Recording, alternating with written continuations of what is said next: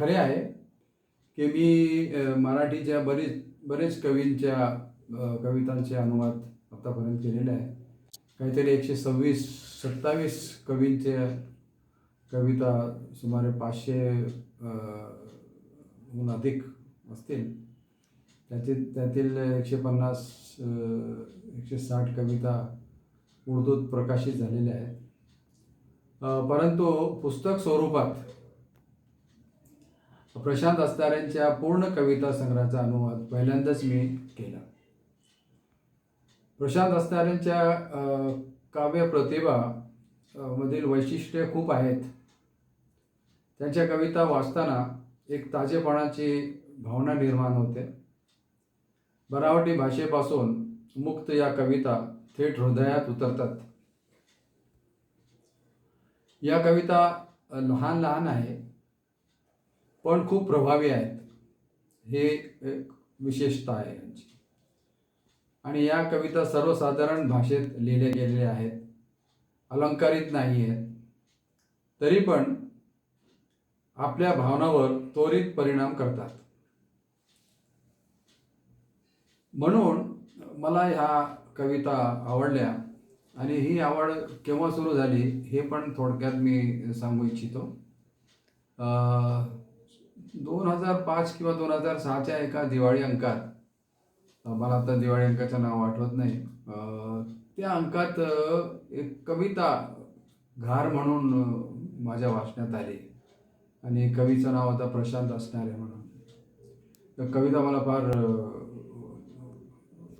तिने माझ्यावर प्रभाव केला होता आणि हृदयाला वेढली होती माझ्या. म्हणून मी त्या कविताचा, लहान कविता होती, त्याचा मी अनुवाद केला होता.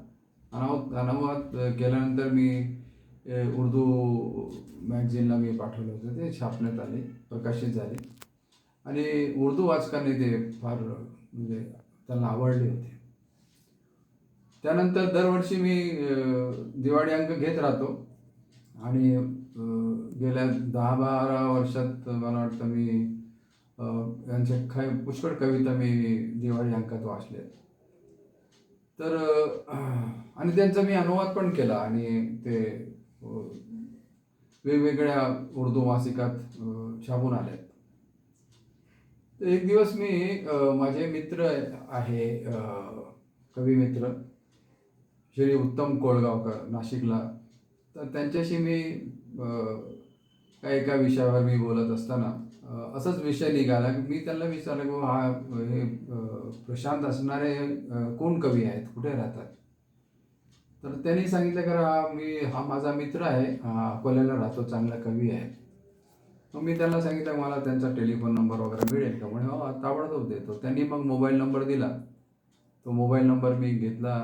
नंतर मी प्रशांत अस्तारे साहेबांशी मी संपर्क केला आणि त्यांना सांगितलं की मी आतापर्यंत तुमचे 10-12 कविता मी अनुवाद केलेले आहेत, तर तुमचा काही संग्रह वगैरे आहेत का, कविता संग्रह? ते म्हणे हो आहे, 2010 किंवा 2011 प्रकाशित झालेला आहे, मी पाठवतो तुम्हाला. मग त्यांनी ते संग्रह त्यांचा पाठवला. नंतर मी सर्व कविता त्यांच्या वाचले बरं का.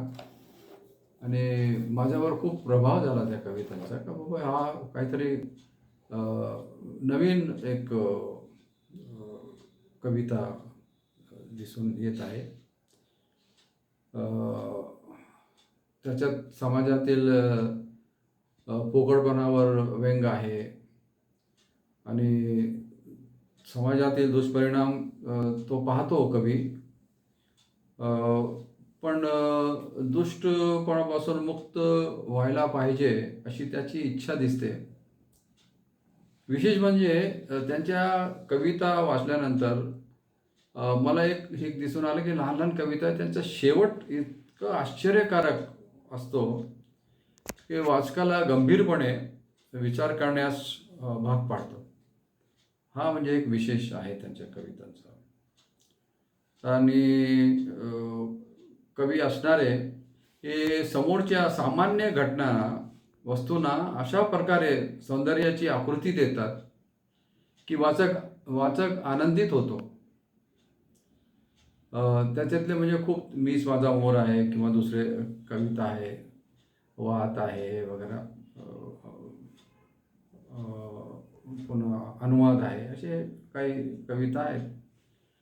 तर त्यामुळे मी या कविता संग्रहाचा अनुवाद सुरू केला आणि 2017मध्ये तो मी पूर्ण केला. आणि त्यांची इच्छा होती, प्रशांत हसनारेची इच्छा होती की बाबा आपण हे पुस्तक स्वरूपात काढू. म्हणून ठीक आहे, मी सगळं अनुवाद करतो. आणि अनुवाद झाल्यानंतर सर्व 105 कवितांचा अनुवाद झाल्यानंतर ते प्रकाशित केलं त्यांनी. आणि योगायोग असा की तो प्रकाशित झाल्यानंतर उर्दू भाषिकापर्यंत तो पोचला आणि खूप पसंत पडला सर्वांना तो संग्रह. त्याचं नाव मी मोरपंख ठेवलेलं आहे. मीच माझा मोरचा मी उर्दूत जो अनुवाद केलेला आहे त्या संग्रहाचं नाव आहे मोरपंख. खूप म्हणजे त्याच्यावर खूप चर्चा झाली, समीक्षा वगैरे खूप चांगल्या आल्या त्याच्यावर. तर नंतर साहित्य अकादमीने त्याला आता अवॉर्ड दिला. तर माझ्यासाठी ही मोठी बाब आहे, कारण आमच्या या भागात, मराठवाड्याच्या भागात पहिल्यांदाच अनुवादासाठी पहिल्यांदाच साहित्य अकादमी अवॉर्ड इथे आलेला आहे. तर मला बरं वाटतं, आनंद वाटतो की मी एक अनुवादासाठी उर्दूत मी मराठीचा अनुवाद केला आणि त्याला अनुवादासाठी पुरस्कार मिळालेला आहे. तर प्रशांत हसनारेच्या कविताबाबत खूप बोलता येऊ शकतो, म्हणजे आपण बोलू शकतो. पण माझी एक ही आहे की मराठी वाचकाने ते पुस्तक घ्यावा आणि स्वतः वाचून पाहावे की बाबा त्याच्यात काय आहे, काय दडलेलं आहे त्या कवितामध्ये, आणि त्याचा स्वाद घ्यावा कवितांचा. हे माझं बोलण्याचं आहे.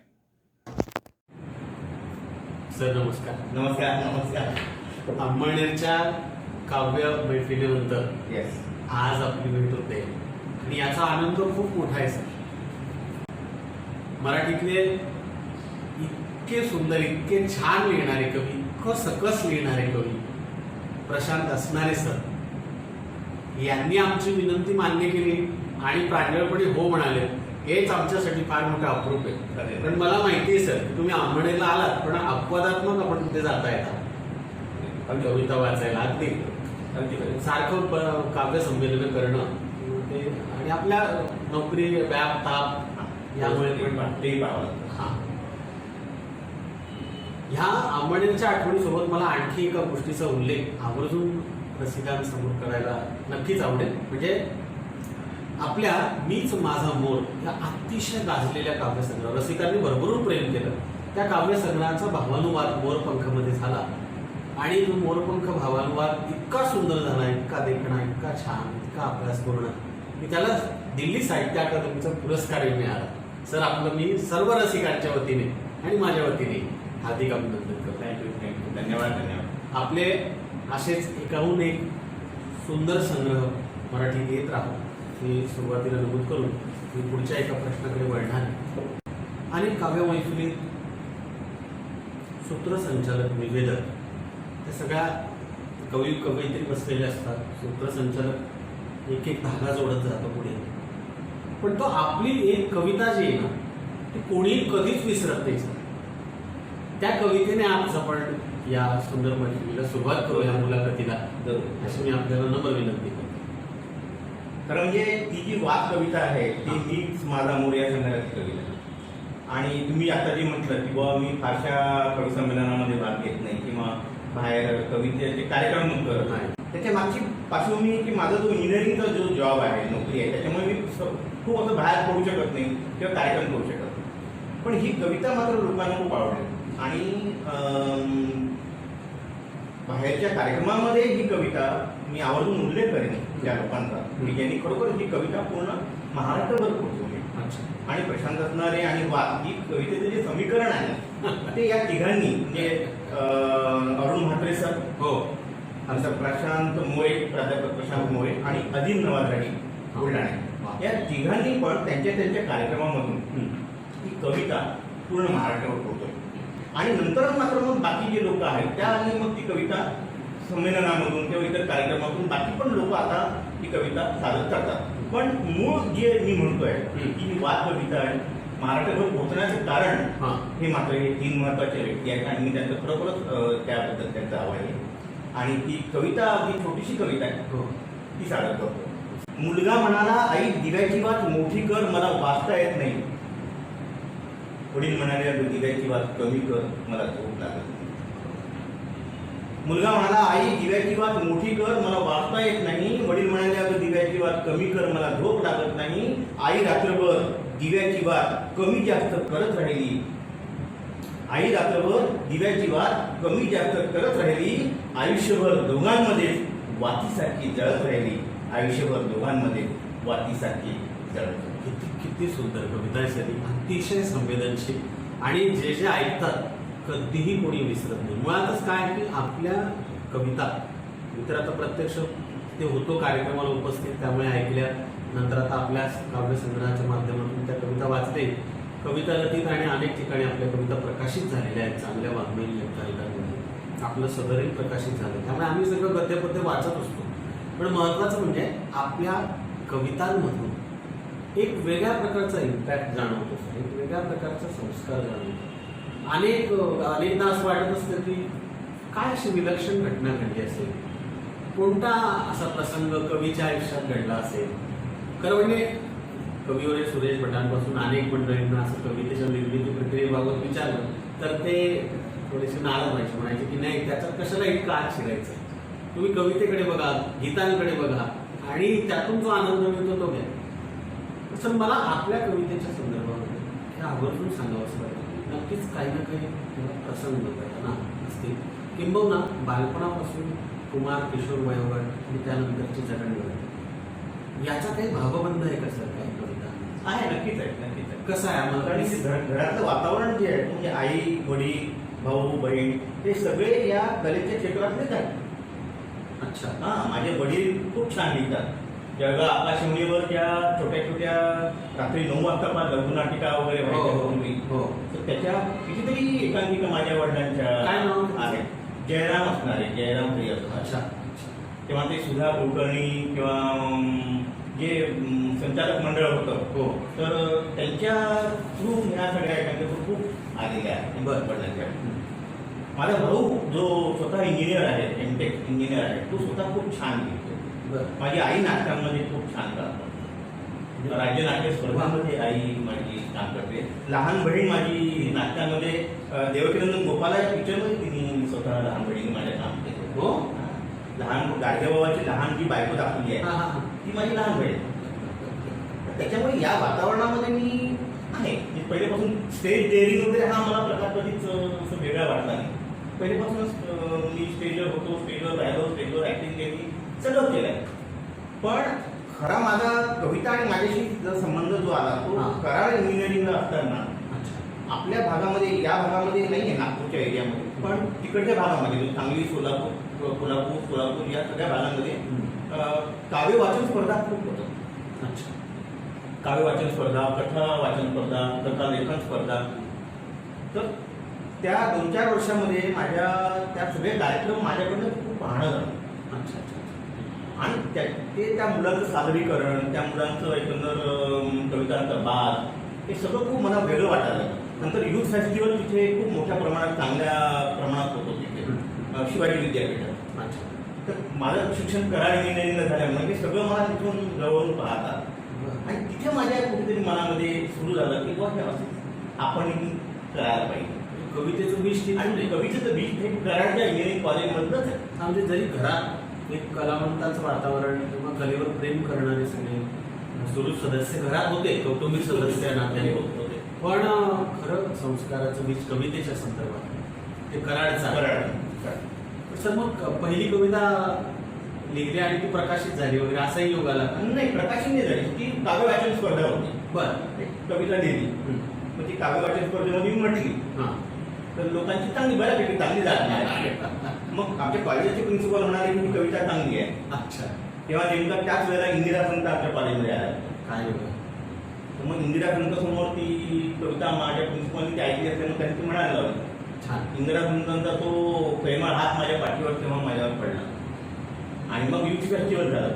आणि मग युथ फेस्टिवलमध्ये तीच कविता म्हणून मी युथ फेस्टिवलमध्ये म्हणतो. तेव्हा प्रभाकर पळशीकर जे होते नाटककार, हो, त्यांचा प्रेमळ हात माझ्या खांद्यावर पडला आणि तिथे त्या कवितेला बक्षीस मिळालं. हे सगळं जे लोकांचे प्रेमळ हात माझ्या पाठीवर पडले आणि लोकांनी जी दाद दिली, तिथून मग मी ती कवितेला माहिती सोडली. जेव्हा असं मुख्य थोरामोठ्यांचं आपल्याला प्रेमळ हात पाठीवर पडला, माणूस खूप पुलकित होतो, आनंद होतो, खूप छान वाटतं, प्रेरणा मिळते त्यांना. त्यावेळी आपण अशा उत्सुकतेने इतरही कवींच्या कविता आपण वाचाव्या किंवा मराठी कवी साहित्याकडे थोडं वळावं असंही आपल्या मनात कुठेतरी आलं असेल. असं खूप वाटतं. पण कसं की तेव्हा मी 3rd इयर आणि 4th इयर महत्वाचे वर्ष 2-3 वर्ष महत्वाचे होते. त्याच्यामुळे मी तेव्हा तर मी फक्त कविता लिहायचो. बरं. पण एकदा BE झाल्यानंतर सगळ्यात पहिल्यांदा मी काय केलं असेल तर मी मराठीमध्ये BA केलं आणि मराठीमध्ये MA केलं. अच्छा, कुठे कोणत्या? ते मात्र मी इथे आपल्याला आलं अमरावती विद्यापीठामध्ये तिथे. अच्छा. आणि ते सुद्धा एक्सटर्नल म्हणून. बरं. मला हे माहीत नव्हतं. मी BE झालो आणि मला वाटतं की आता आपल्याला हे मराठीमध्ये खूप उत्सुकता वाढायला लागली किंवा वाचावं वाटलं. तुम्ही म्हणे किंवा वाचायला पाहिजे तर कुठे वाटतं. तर मला असं वाटायला लागलं की हे वाचायला पाहिजे, चांगल्या कविता वाचायला पाहिजे.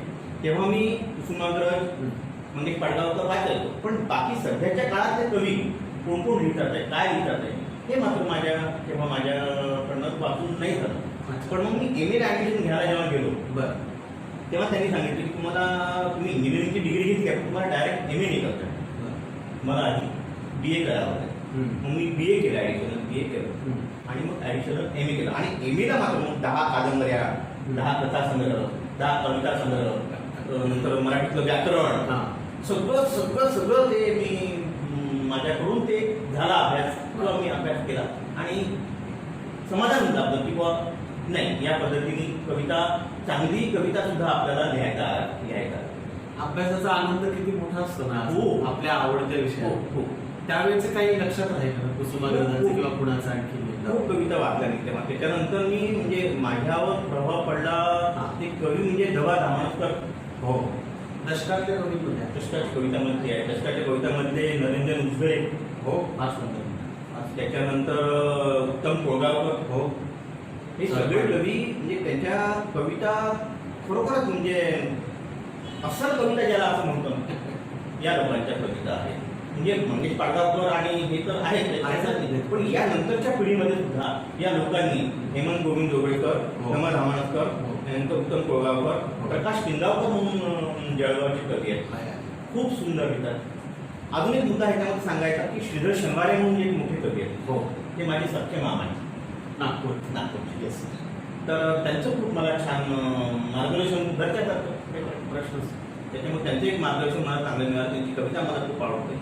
माझे शेजारी राऊतवाडीमध्ये राहणारे आमचे नारायण कुलकर्णी कवठेकर सर आहेत, मराठीतले मोठे कवी आहेत. महाराष्ट्र पाठ्यपुस्तकात कविता आहे. तर त्यांची सतत मार्गदर्शन मला लागलं.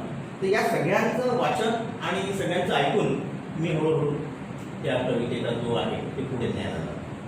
कवितेचा जो आपला बाज आहे त्याचं जे रूप स्वरूप आहे सर आपल्या कवितेचं, मुक्त छंदात्मक सुरुवातीपासून की वृत्तबद्ध लिहावं की काय असं कुठे मनात लिहायचं का त्यावेळी, किंवा आपल्याला दिशा गवसली होती की नाही आपण मुक्त छंदातच लिहिणार आहोत, असं काही आहे का? मला असं वाटतं की आपला आवाज काय सांगतो ते खूप महत्वाचं असतं लिहिताना.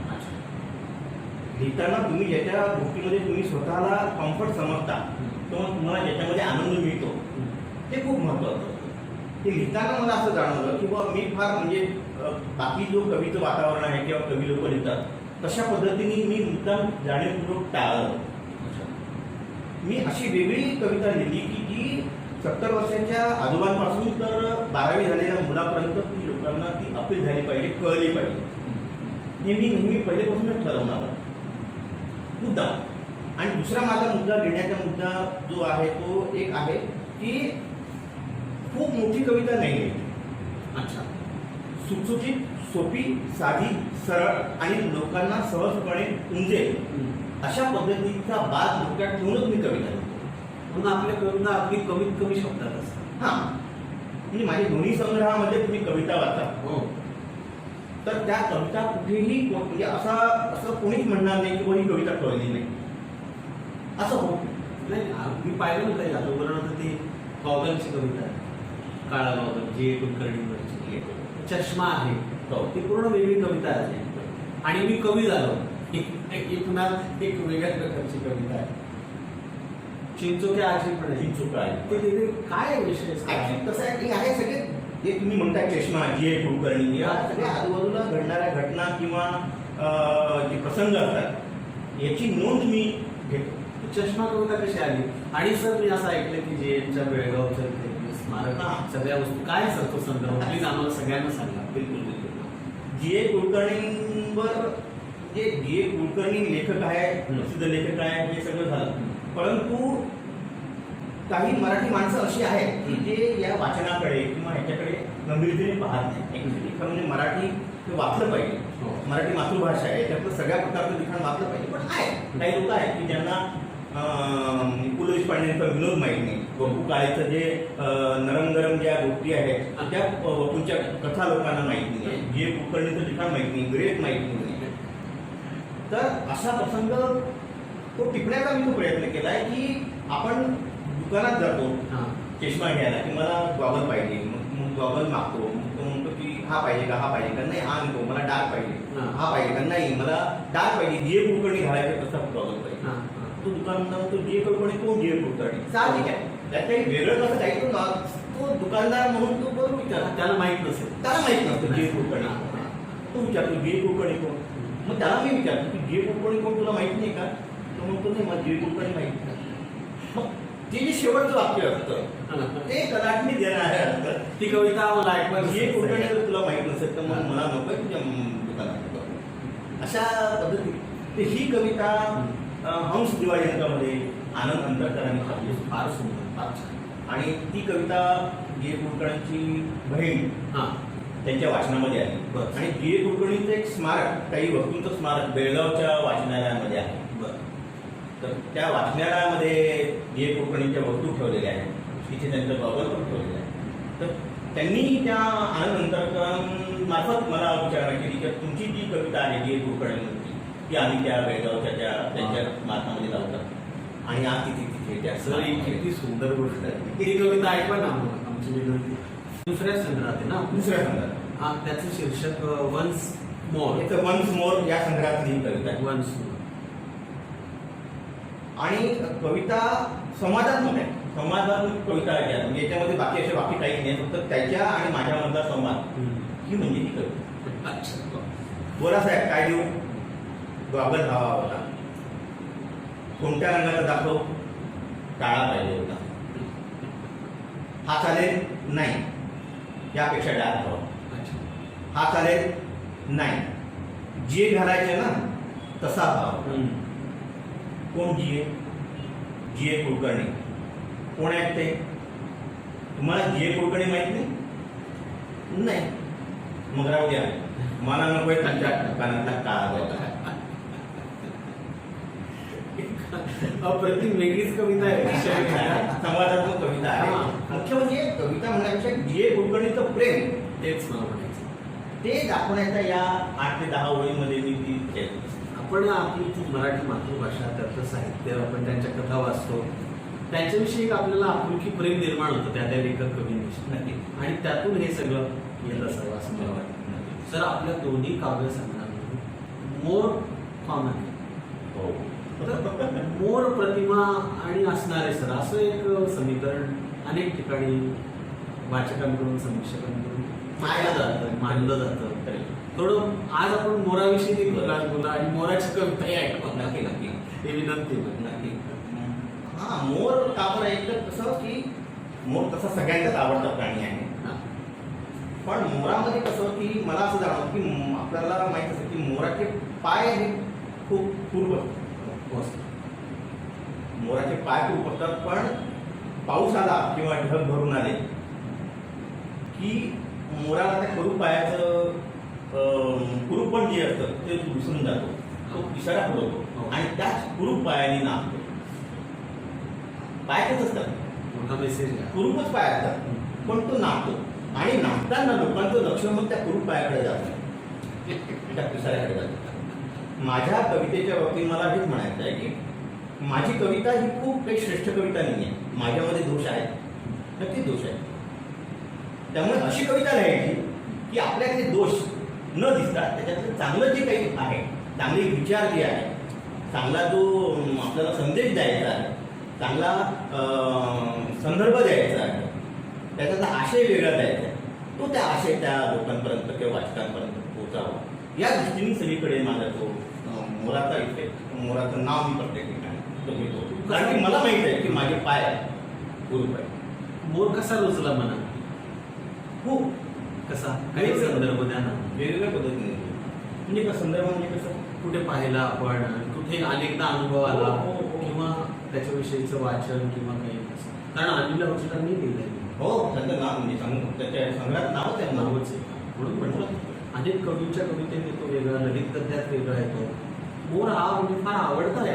नाही, त्याच्यामध्ये मोर हा आणण्याचा उद्देश हा की प्रत्येक माणसामध्ये दोष असतात, पण त्या स्वतः आपण त्या दोषाकडे दुर्लक्ष करून आपल्यामध्ये जे चांगलं आहे, प्रत्येक माणसामध्ये जेवढं वाईट आहे किंवा दोष आहे तेवढे गुण पण असतात, तरुण पण असतं. पण त्या दोषाकडे दुर्लक्ष करून प्रत्येकाने आपल्या खिशातला मोर जो आहे तो बाहेर काढला पाहिजे. हा एक माझा त्याच्यात प्रतिकात्मक प्रतिकात्मक मोर आहे. एक तुम्हाला उदाहरण म्हणून सांगतो मी. सांगा, please. की माझ्या जवळ माझ्या खिशात नेहमी एक मोर असतो.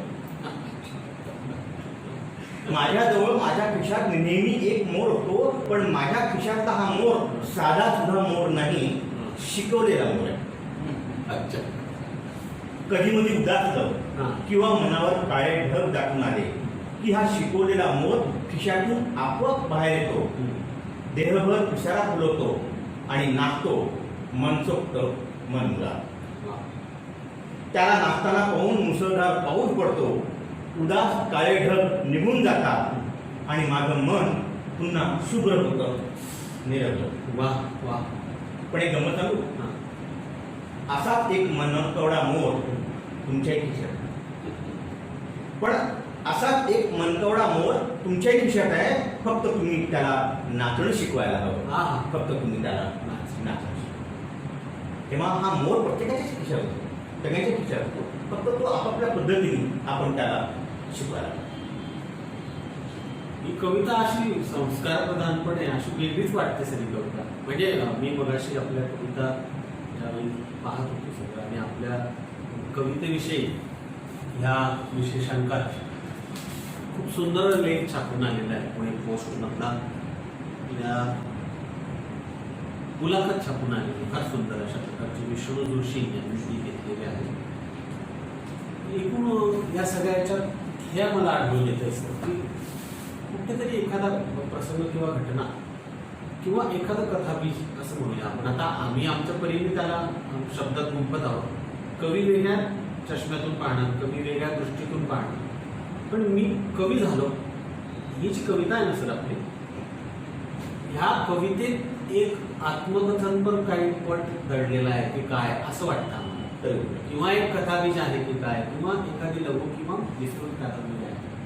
आता ते वाचन आपण आपल्या परीने तुम्हाला काय वाटतं? मी कवी झालो म्हणजे शेवटी लिहितो कवी. ऍक्च्युली प्रत्येक माणसाच्या बाबतीमध्ये त्याच्या आई वडिलांच्या अपेक्षा वेगळ्या असतात, आजोबांच्या अपेक्षा वेगळ्या असतात. की आजोबाला वाटतं की आपल्या नातवानी असं व्हावं, आईची इच्छा असते की आपल्या मुलांनी असं व्हावं, वडिलांची इच्छा असते की आपल्या मुलांनी असं व्हावं.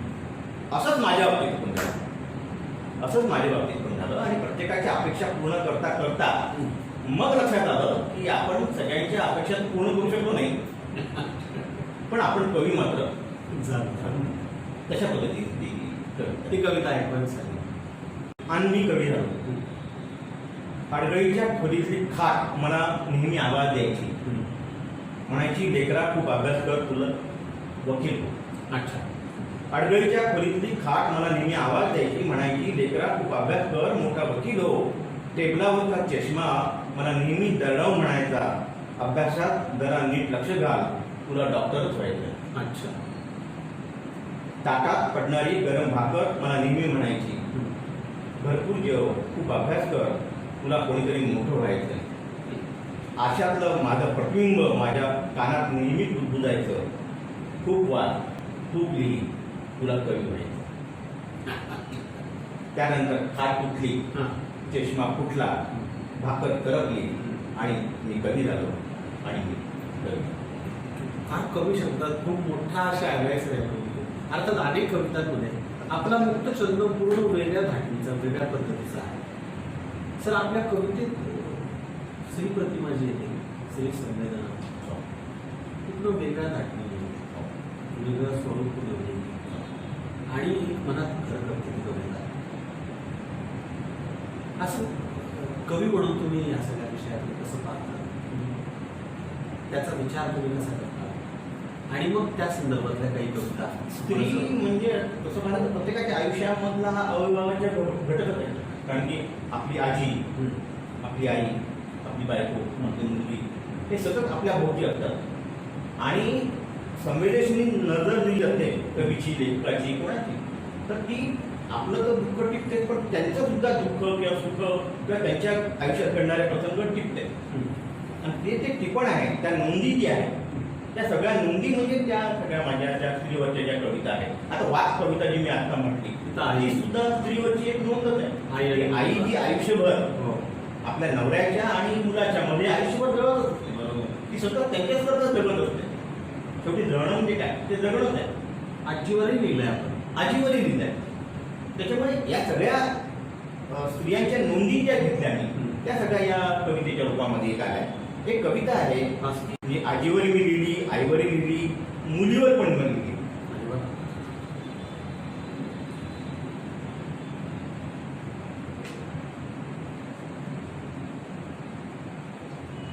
माझी मुलगी पावसाचं चित्र काढते आहे.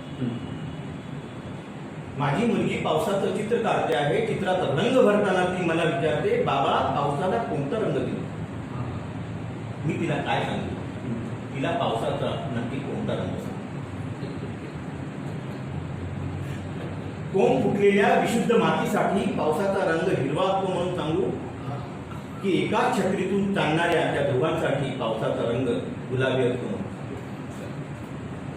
शेतात नाचणाऱ्या कणसाच्या टपोऱ्या दाण्यासाठी पावसाचा रंग पांढरा असतो म्हणून सांगू, की छप्पर उडून गेलेल्या झोपडीतल्या मुलीसाठी पावसाचा रंग काळा असतो म्हणून सांगू. जंगलात हुंदडणाऱ्या वेड्या मोरासाठी पावसाचा रंग निळा असतो म्हणून सांगू, की युद्धात शहीद झालेल्या सैनिकांच्या विधवांसाठी पावसाचा रंग लाल असतो म्हणून. तुम्ही सांगा, मी तिला काय सांगू? तिला पावसाचा नक्की कोणता रंग? गंभीर आणि अजून बघून असं वाटायला लागतं की ती साधं किती हलकं फुलकं लिहिलं सरांनी आणि मध्येच ती एक वेगळं गंभीर स्वरूप धारण करते. आणि तेव्हा मग हळूहळू आपण त्या खोलवर याच्यात उतरत जातो, तो आशय उलगडत जातो, समृद्ध करत जातो. आता ही मुलीने मला प्रश्न विचारला आणि त्या अनुषंगाने आलेली कविता अशाच प्रसंग आजूबाजूला घडत राहतात आणि त्यातून ती कविता काही स्त्रियांच्या संदर्भातल्या कविता जरूर ऐकतो. कुसुम पूर्वी आमच्या शेजारी राहायची. तिच्या अंगणात रातराणीचं सळसळतं झाड नेहमी गच्च बहरलेलं. मी तिच्याकडे खेळायला जायचो. तिच्या अंगाला रातराणीचाच वास यायचा. कुसुम पूर्वी आमच्या शेजारी राहायची. तिच्या अंगणात रातराणीचं सळसळतं झाड नेहमी गच्च बहरलेलं. मी तिच्याकडे खेळायला जायचो. तिच्या अंगाला रातराणीचाच वास यायचा. आता कुसुम नाही, सलमा राहते. आता कुसुम नाही, सलमा राहते. अंगणात रातराणीचं झाड अजूनही तसंच गच्च बहरलेलं. आई मात्र मला सलमाकडे खेळायला जाऊ देत नाही. आई मात्र मला सलमाकडे खेळायला जाऊ देत नाही. माझी उत्सुकता एवढी की सलमाची अंगाला रातराणीचा वास येत असेल. सलमाची अंगाला रातराणीचा वास येत असेल. आता साधा प्रसंग आहे आणि घडलेला प्रसंग आहे. किंवा माणसं, शेजारचे माणसं बदलून गेले, बरोबर, पण काही अजूनही आपल्या लोकांच्या मनामध्ये असं असतं की बुवा नाही, त्याच्याकडे जायचं नाही, ते करायचं नाही, असं करायचं नाही. पण ते बालमनाची जी अवस्था असते फार नाजूक असते. त्यांनाही कळत नाही कशासाठी काय असतं. आणि त्याच्यातून जी आलेली ती कविता आहे. सर, आपल्या घरामध्येच एक तक्रार अशी केली गेली की माझ्यावर कविता लिहित नाही वगैरे, ती अर्पण पत्रिका फार भावस्पर्शी सर, ती आपल्या मुखातून आम्हाला ऐकायची. आपल्या या अतिशय देखण्या सुंदर दुसऱ्या संघाने हा वन्स मोर माझा हा पहिला मीच माझा मोर संग्रह पहिला. हा माझ्या आई वडिलांना मी हा आधी आपण ही अर्पण पत्रिका घेऊ मग ते घेऊ. तर आई वडिलांना हा अर्पण केलेला जो संग्रह आहे त्याच्यामध्ये मी दिला आहे की तीर्थस्वरूप आई व भाऊसाहेब, तुम्हाला आठवतं लहानपणी तुम्ही माझ्या मुठीत एक रोप ठेवलं होतं. तुम्हाला आठवतं लहानपणी तुम्ही माझ्या मुठीत एक रोप ठेवलं होतं, त्याचं झाड होऊन आज त्याला फुलं आली आहेत. त्याचं झाड होऊन आज त्याला फुलं आली आहेत. त्यातलीच ही काही फुलं कृतज्ञतापूर्वक फक्त तुमच्यासाठी, फक्त तुमच्यासाठी. या अर्पण पत्रिकावर एक भावकाव्यच आहे छान. आणि दुसरा संग्रह हा मी माझ्या बायकोला अर्पित केला. त्याच्यामध्ये असं म्हणतो की सौ स्वातीस, हे बघ मी तुझ्यावर कविता लिहित नाही म्हणून तू माझ्यावर नाराज आहेस. हे बघ मी तुझ्यावर कविता लिहित नाही म्हणून तू माझ्यावर नाराज आहेस, पण तुझ्या कपाळावरच्या कुंकवाकडे तू कधी पाहिलायस? मी निरखून पहा, आयुष्यातली सर्वात मोठी कविता मी तिथेच लिहिली आहे. आयुष्यातली सर्वात मोठी कविता मी सगळ्या पती पत्नी नात्यातले सगळे जे काय असेल ते सगळा सारांश येऊन गेला त्या मोजक्या शब्दांमध्ये. सर आजीच्या संदर्भातल्या ज्या कविता आहेत, हा त्या कशा आल्या, काय आजीच्या एकूण व्यक्तिमत्वाचा आपल्यावर कसा संस्कार प्रभाव, आजीशी कसे म्हणजे बंद खूप सहवासात राहिले ना आजीच्या. एक तर आजी आमच्याकडे पण यायची आणि उन्हाळ्याची सुट्टी सगळी आईची आई, आईची आई, आईची आईची. वडिलांची आई मात्र फार लवकर गेल्या त्या. आईची आई आईची आई म्हणजे मात्र अगदी खूप आजोळ कुठलं सर आपलं? आजोळ माझं अमरावतीमध्ये साऊर नावाचं एक खेळ आहे. अच्छा. तर ते साऊर ला आम्ही उन्हाळ्याची सुट्टी लागली बरं. की जसे आजही सगळे मुलं जातात मामाच्या गावाला. तसं आम्ही जवळपास 2 महिने 3 महिने तिथे आम्ही सगळे बहीण भावंड बरं. सगळे तिथे. आणि आजी आजोबांचा खूप आम्हाला सहवास मिळाला. त्याही आमच्याकडे आल्या. हां. आजीचं व्यक्तिमत्व जे आहे ते त्या सुद्धा अशा ज्या म्हणतात ना, ओवी वगैरे म्हणायच्या वगैरे ज्या, तर ते सुद्धा त्यांना ते चांगलं होतं. तर त्यांचा मुलगा, माझी आई म्हणजे त्यांची मुलगी बरोबर, पण त्यांचा मुलगा म्हणजे श्रीधर शंभारे, म्हणजे महाराष्ट्रातले कवी आहेत माझे मामा श्रीधर शंभारे. बाबा. तर त्यांचे आजीचं जे काही गुण आहेत ते कवितेचे ते गुण आमच्या मामांमध्ये सुद्धा आहेत. आणि मामांच्या सुद्धा फार कविता फार सुरेख आहेत. सर आजीच्या कविता आम्हाला जरूर आहे. त्यापुढे एक आजीची एक कविता आहे. लहानपणचा माझा एक आवडता छंद उडणाऱ्या फुलपाखरांना चिमटीत धरण्याचा आणि बोटाला लागलेले रंग गावभर दाखवणे. लहानपणचा माझा एक आवडता छंद उडणाऱ्या फुलपाखरांना चिमटीत धरण्याचा आणि बोटाला लागलेले रंग गावभर दाखवण्याचा. आजी मला खूप रागवायची, कधी कधी मारायची. एकदा तर तिने चटकाही दिला माझ्या रंग लागलेल्या बोटांना. आज आजी नाही, तो छंद नाही आणि ते रंगही नाही. आज आजी नाही, तो छंद नाही आणि ते रंग नाही, तरी पण तिनं दिलेल्या चटक्याचा डाग मात्र बोटावर अजूनही ठठठीत, बोटातून नुकत्याच निसटून गेलेल्या एखाद्या फुलपाखरासारखा, बोटातून नुकत्याच निसटून गेलेल्या एखाद्या फुलपाखरा. खूप ऐकायला सहज वाटतं सर, पण ते इतकं गंभीर असतं ना आणि ते एवढं आशय संपन्न असतं. पण त्याची जी अभिव्यक्तीची जी धडा आहे ना, मांडणी क्लासिक एकदम. सर मीच माझं मोर मराठीतला आपला विषय गाजलेला काव्यसंग्रह आणि नंतर मोरपंख जो उर्दूत भगवानवादी झाला, याविषयीच्या प्रवासाविषयी थोडं आम्हाला सांगितलं. मीच माझा मोर हा संग्रह 2010 साली प्रसिद्ध झाला. तर तो प्रसिद्ध झाल्यानंतर अनेक मान्यवरांनी त्याची दखल घेतली. त्याला विदर्भ साहित्य संघाचा जो पुरस्कार असतो काव्य लिखाणाचा, तो मोठा पुरस्कार मिळाला. त्याच्यानंतर विशाखा पुरस्कार जो दिला जातो मुक्त विद्यापीठ, यशवंतराव चव्हाण मुक्त विद्यापीठाचा, तो पुरस्कार त्या संग्रहाला मिळाला. तर या आणि त्याच्याबरोबर मी दिवाळी सुद्धा माझ्या कविता प्रसिद्ध दरवर्षी हो होत होत्या. तर एक ज्येष्ठ अनुवादक आहेत, ज्येष्ठ साहित्यिक आहेत औरंगाबादचे, असलम मिर्झा म्हणून. तर त्यांच्या वाचनामध्ये माझ्या दिवाळ्यांकडच्या काही कविता त्यांच्या वाचनामध्ये आहेत. तर त्यांनी मला फोन करून विचारलं की तुमच्या कविता मी वाचल्या, आवडल्या मला, आणि त्यांचा काही कवितांचा मला अनुवाद करायचा आहे आमच्या उर्दू मॅगझिन्स. ठीक आहे. त्यांनी दिवाळीला आलेल्या कवितांचा तो अनुवाद त्यांनी केला आणि तो त्यांच्या उर्दू वाचकांना पाठवला. तर अनपेक्षित म्हणा किंवा त्यांना अपेक्षित होतं माहिती नाही, पण त्याला खूप चांगल्या पद्धतीने त्यांना प्रतिसाद दिला. उर्दूतल्या उर्दूतल्या कविता त्याचे वाचक वेगवेगळे, त्याची भाषा वेगळी. ते आपल्याला लक्षात माहिती भाषा.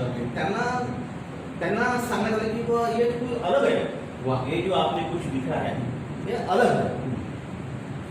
मग त्यांचा मला परत फोन आला की बाबा या लोकांना कविता खूप आवडल्या आहेत, मला तुमचे जे काही प्रसिद्ध काव्याचे कविता संग्रह वगैरे आहे मला वाचायची इच्छा आहे. त्यांचा रिस्पॉन्स पाहून होतं मला वाटायला की बाबा दिवाळीच्या कविता मी वाचल्या, पण तुमचा संग्रह आहे, माझा संग्रह निघाला आहे मीच माझा मोर म्हणून. मग मी तो संग्रह त्यांना वाटला. तो संग्रह वाचल्यानंतर लगेच त्यांचा मला फोन आला की हा मी पूर्ण संग्रह अनुवाद. किती चांगली गोष्ट आहे. मला खूप आनंदी झाला. पण प्रोसेस झालंय सर, हो. ठरवून नाही काही. वा, त्यांना असं आपणून वाटलं आणि त्यांनी ते आपण मला विचारलं. बेस्ट. आणि तुम्हाला गमत वाटतं की 2015 मध्ये ही गोष्ट आहे. 2015 साली त्यांनी मला विचारलं आणि 2015 ते 2017 या कालावधीमध्ये त्यांनी तो पूर्ण संग्रह उर्दूमध्ये अनुवाद केला, मोरपंख या नावाने. आणि तो 2017 मध्ये तो प्रसिद्ध झाला. आणि तो संग्रह, या संग्रहात मोरपंख या संग्रहात साहित्य, दिल्लीच्या साहित्य अकादमीचं जे सर्वोत्कृष्ट अनुवादाचं जे पुरस्कार असतात ते उर्दूसाठी त्यांना तो पुरस्कार. आणि कदाचित आश्चर्य वाटतं तुम्हालाही, पण त्यांची आणि माझी भेट अजूनही झाली नाही. हे सगळं खरंच आश्चर्य वाटतं. सगळं फोनवरून त्यांनी त्याचं अनुवाद केला. त्यांना काही ज्या अडचणी आल्या त्या फोनवरून त्यांनी मला विचारलं की या शब्दाला काय, कारण की काय होतं की मराठीमध्ये काही काही शब्द आहे की त्याला नाही आहे पर्याय, उर्दूमध्ये नाही, त्याच्याऐवजी हा टाकला तर, त्याच्याऐवजी असं केलं तर, अशी चर्चा करून करून तो संग्रह अनुवादित झाला आणि त्या संग्रहाची मग अकादमी दाखवली. भाषेच्या संदर्भामध्ये मी असं वाक्य ऐकलंय की बात अगर दिल के दिल से तो भाषा का कोई बंधन नाही. त्याचे दिल से आलं एकदम आयपूर्वक ते आपल्या कवितेमध्ये होत असल्यामुळे त्यांना ते त्याप्रमाणे भावला असतात. आणि एक दुसरी बाजू वाटते मला की जे भावानुवादक आहेत तर ते मराठीचे खूप जाणकार असतील, खूप मोठे जाणकार.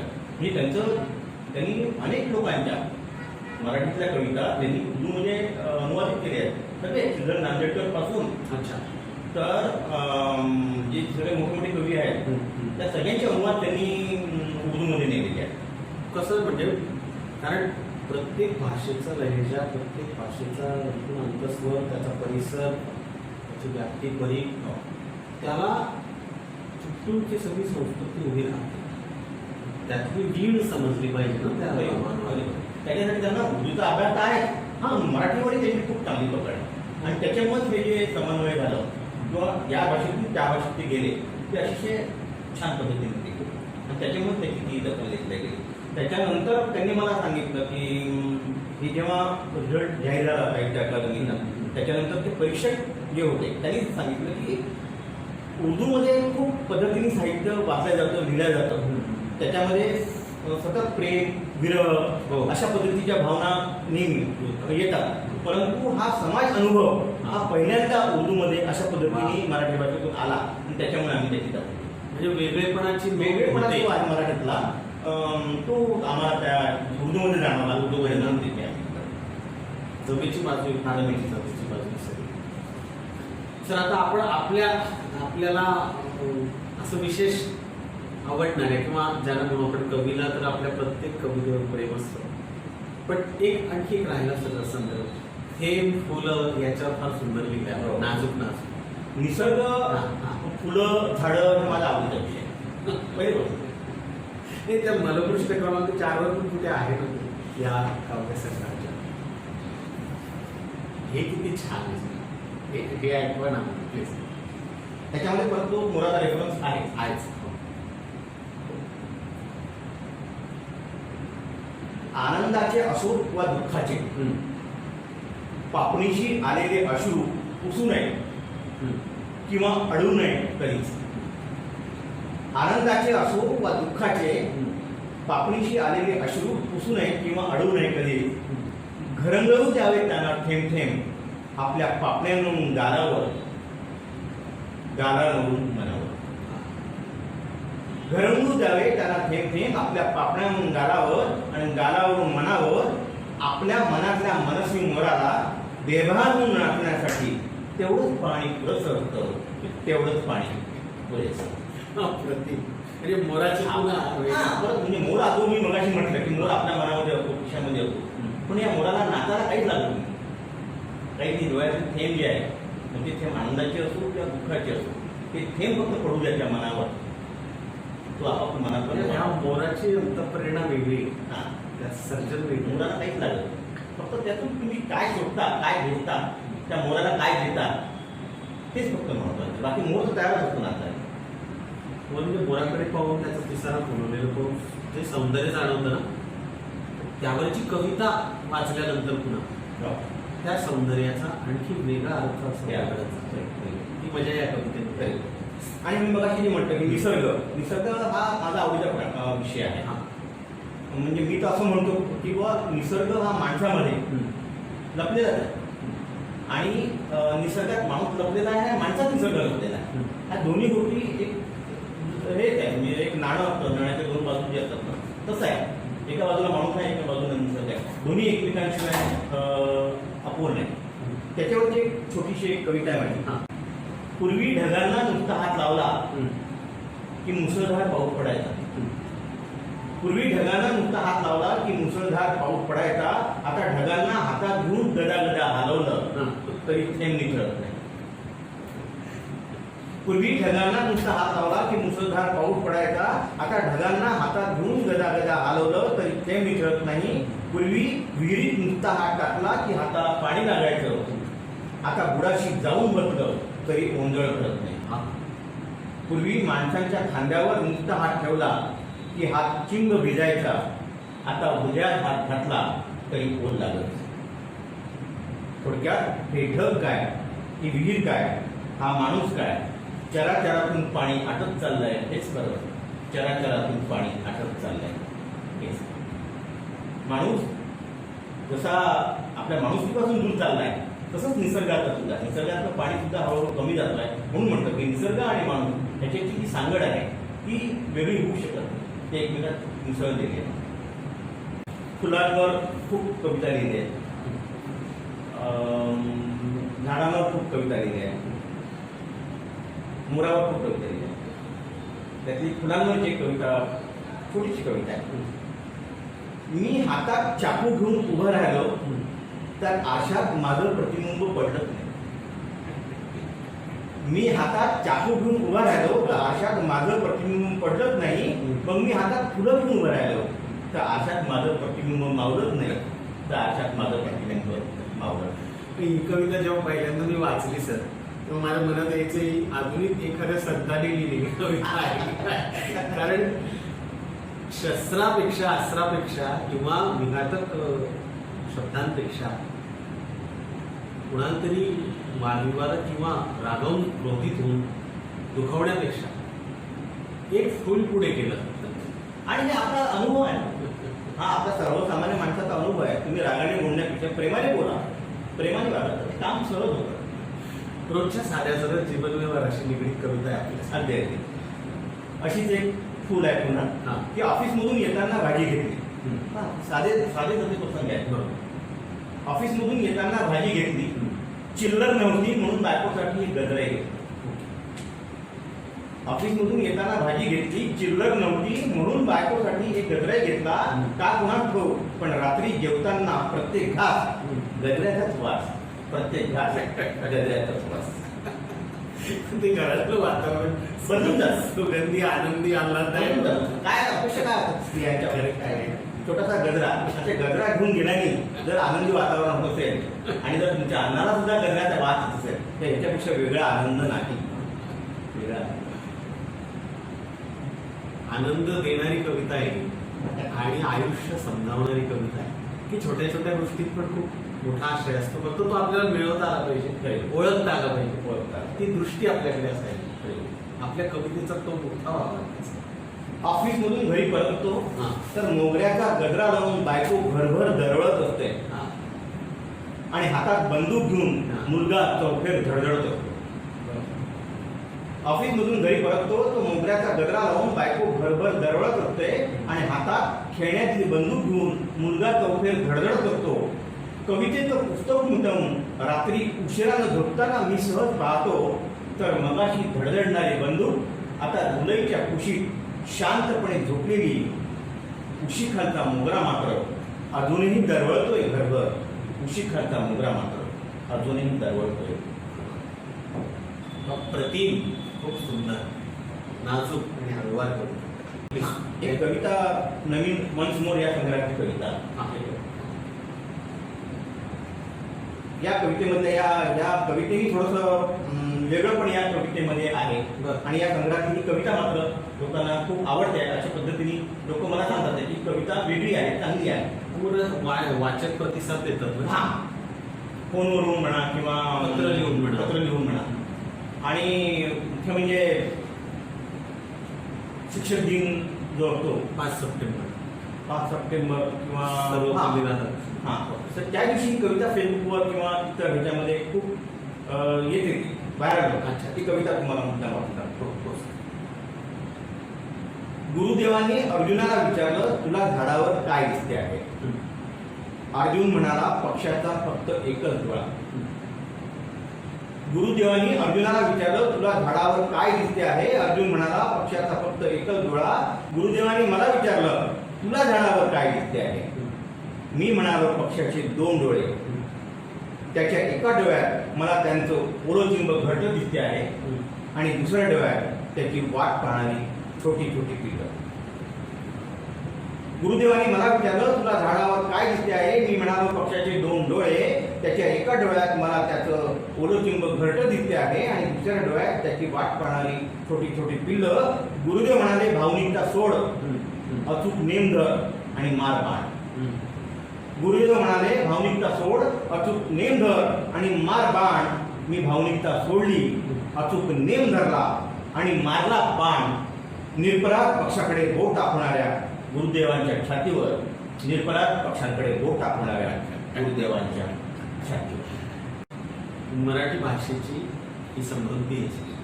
मराठी भाषेचं एक खूप मोठं वैभव आहे की ज्या मराठीला प्रशांत असणाऱ्यांसारखे इतके मोठे पद मिळाले की ज्यांनी विचारपूर्वक चिंतन करून हे निश्चित केलं आहे की मी कधी फाफट पसारायचं लिहिणार नाही किंवा कृत्रिम काही असं माझ्या हातून लिहून होणार नाही, उगाचच लांबत जाईल असे लिहिणार नाही आणि फार वेगळे अलंकार येतील, वेगळ्याच प्रकारच्या प्रतिमा खेचून आणता येतील असंही मी काही लिहिणार नाही. तर मग मी करेन काय. तुम्ही खूप साधं लिहिलं, सोपं लिहिलं, तुमच्या आमच्या सगळ्यांच्या रोजच्या जगण्याशी निगडीत असलेल्या भावभावनांना स्पर्श करीत सहज एखाद्या फुलासारखा आकाशातून येणाऱ्या त्या थेंबासारखा स्पर्शात जाईल. तुमच्या कवितेतले हे थेंब, ही फुलं, हा मोर मराठी रसिकांना पिढ्यानं पिढ्या आनंद देत राहील. आनंद ही एकमेवच भावना अशी आहे की जी एकमेकांविषयीची समज सुद्धा उंचावते.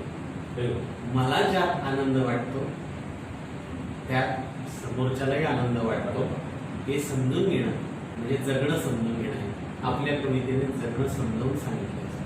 त्यामुळे मी सर्व रसिकांच्या वतीने आपल्याबद्दल कृतज्ञता व्यक्त करतो. थँक्यू.